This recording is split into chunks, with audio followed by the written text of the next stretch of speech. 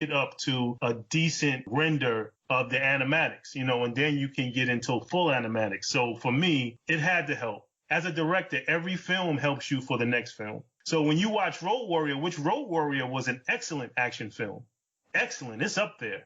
I think Fury Road, outdid Road Warrior. Oh, in my for sure.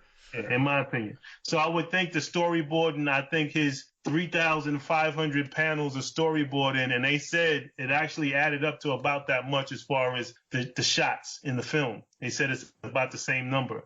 So yeah, it would have to. And that's anybody that's listening that wants to be a filmmaker, you get a chance to storyboard, and they don't have to be elaborate. They don't have to look like Ridley Scott's storyboard. They can be, Scorsese, he storyboards, and his storyboards they're almost like stick figures. But to understand, you're taking the words on the page and that's the first opportunity you have to bring it off the page. They're not words anymore. You can actually see, So when you look at and I was showing some of the students at one time, the storyboards for Fury Road. I mean, they were pretty good. They're pretty good detail. They're not great, but they're good. They're good enough to get a good idea on where the cars should be. As you said, Max should be center framed. I remember hearing that Miller was saying, make sure the crosshairs are on the nose. That's where they need to be. They were shooting anamorphic. So that's what they needed, So, yeah, storyboarding is good. It's a part of filmmaking. It's a part of the process. But if you look at the film, proof is in the pudding right there. And like you said, time is money. If you're an independent filmmaker or you're the biggest filmmaker on the planet, Ridley Scott moves very fast. And the reason these guys can move very fast is because you get on set, you put up a board, and you have a clipping of every single storyboard. These are the shots we need today. So you don't have people standing around on set going, what are we doing?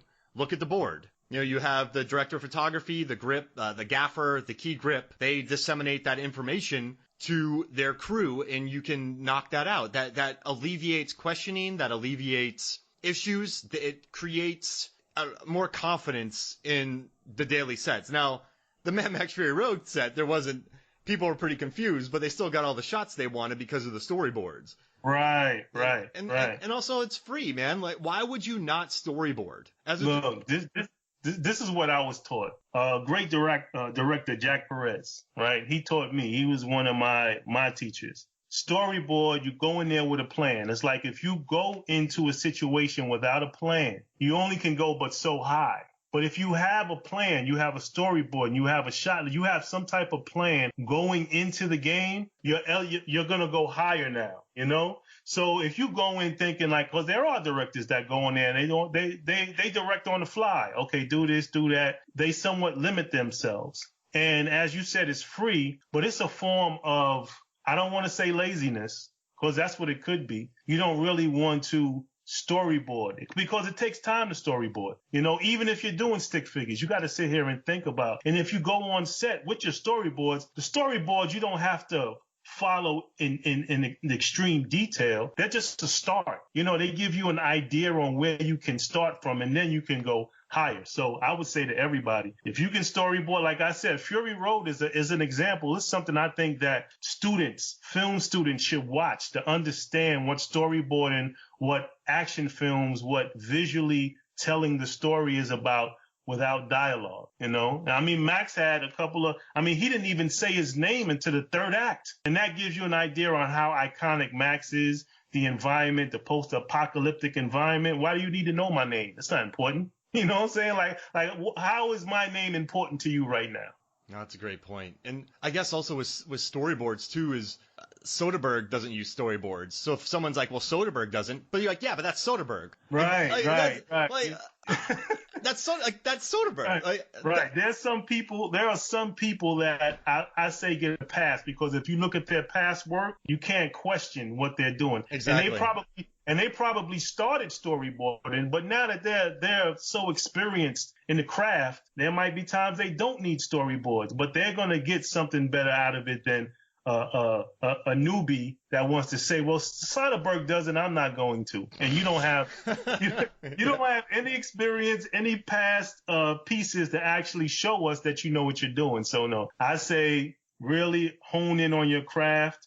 Take advantage of every element there is about filmmaking to tell your story before you start writing dialogue or before you introduce dialogue. There's so many things in Fury Road: the lighting, the costume, the environment, the vehicles. All of that stuff told the story before they said anything. The wives. Okay, so you got the wives. Here's an example. You got wives. You got most of these women, when you see them in other films, they're like eye candy. Not saying that they're not good actresses or good models, but they're eye candy. George Miller put them in these scenes and they're dingy and dirty and fighting and they're going through the elements just like everyone else. Not putting them there for everybody just to see an attractive female, but they had a purpose, you know? Absolutely. And they all become strong in their own ways, and you learn about them in their own ways. And also, too, I think, I know we have the initial sight gag of Max covered in dirt, not drinking anything, with a muzzle on his face, and seeing these women draped in silken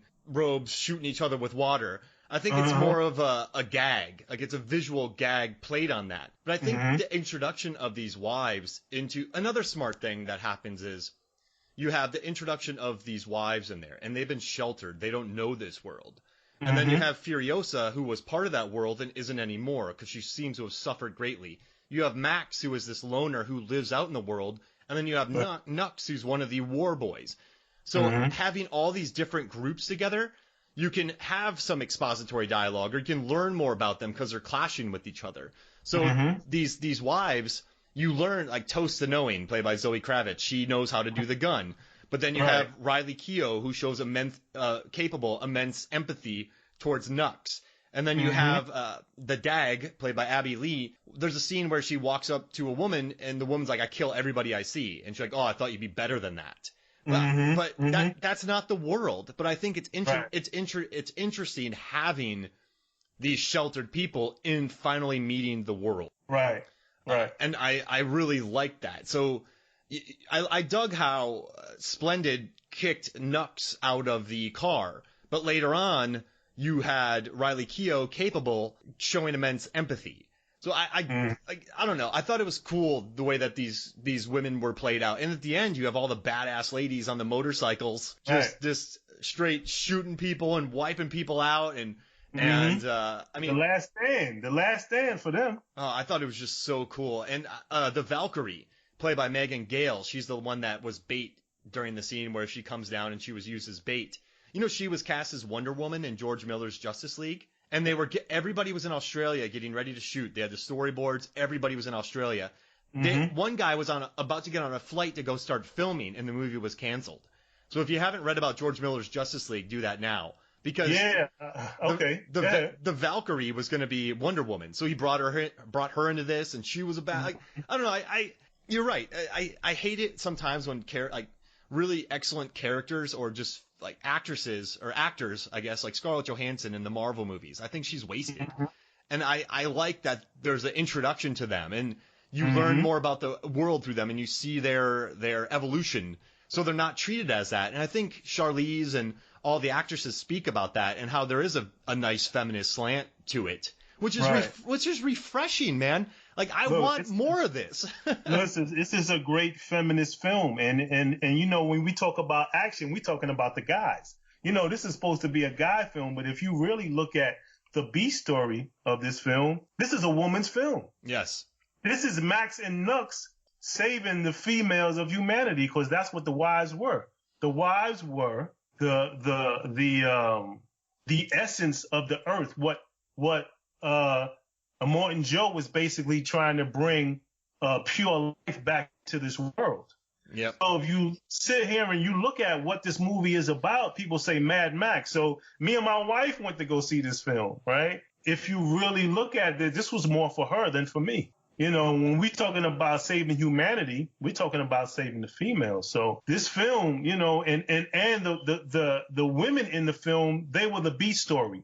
So, you know, we got the A story of Max, you know, post-apocalyptic, you know, he's the hero, but who is he saving? So, and Furiosa's the one that kicked it off. In the end, Furiosa saves Max. She catches his foot in a great scene. At the end, she and Max are equals on every level. Oh, I mean, if you sit here and think about it, that scene that you mentioned where she's holding Max up she's actually stabbed in her lungs. Yeah. So, and she's still holding this man up, So yeah, this was, if you sit here and think about it, I'll say it right now. Mad Max Fury Road is a film about women, the strength of women, and if you look at it from that, and if you look at it, Max, when he leaves, what does he do? He disappears into the crowd. Furioso is on high. This is not a Mad Max film. This is really, and then, the prequel, they greenlit Furioso. So whenever that's going to come out, for everybody that didn't know, they're going to do a spinoff of this for Furioso. So they're talking a prequel, which I don't know. Listen, here's the deal. When they arise to the top of that citadel, they're down the majority of the war boys. They're still Gastown. They're still the buzzards. They're still the motorcycle guys.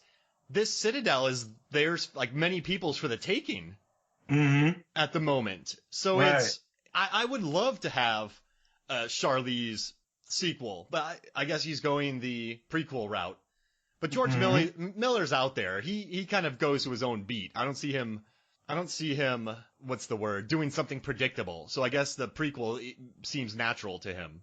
Yeah, I mean, he's a filmmaker where, like you said, he's doing it at his pace. So if you sit here and think about it, Happy Feet, total opposite in mechanics as far as the Road Warrior is concerned, right? As far as Mad Max is concerned.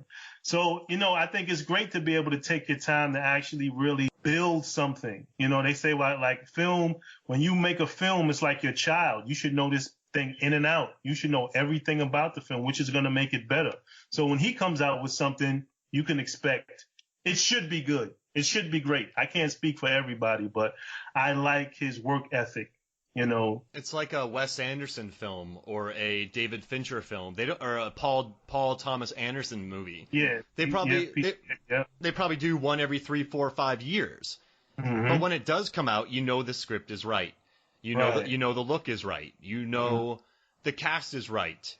So you have faith in these guys for doing this. Yeah, and you're right. I think Miller's definitely one of those guys for sure. Hey, so how about this? Let's take a quick break, and when we come back, we'll talk more Mad Max Fury Road. We'll be right back. Welcome back to Movies, Films, and Flicks. And Hakim, is there a better character than the Doof Warrior that's come out in the last 10 years? The Doof who? The Doof Warrior, the guitarist who plays the flamethrower guitar. Oh, that guy. Yeah. So he said the guitar weighed 150 pounds. Is shot out real fire.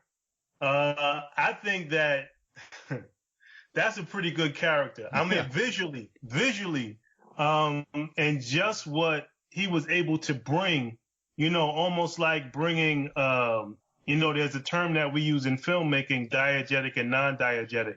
So he basically was the score for the film in transit.